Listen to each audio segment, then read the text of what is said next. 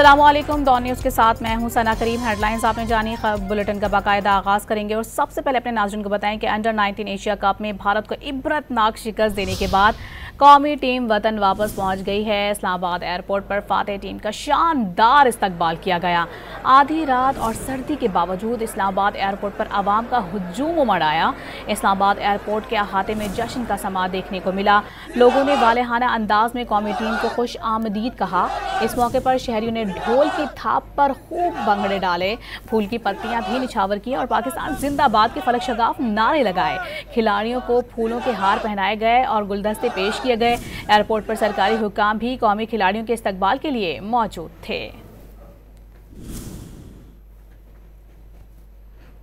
आपको बता रहे हैं, अंडर 19 एशिया कप में भारत को इबरतनाक शिकस्त देने के बाद कौमी टीम के हीरोज वतन वापस पहुंचे हैं। इस्लामाबाद एयरपोर्ट पर फातेह टीम के शानदार इस्तकबाल किया गया है। आधी रात और सर्दी के बावजूद भी इस्लामाबाद एयरपोर्ट पर आवाम का एक जमे गफीर देखने को मिला।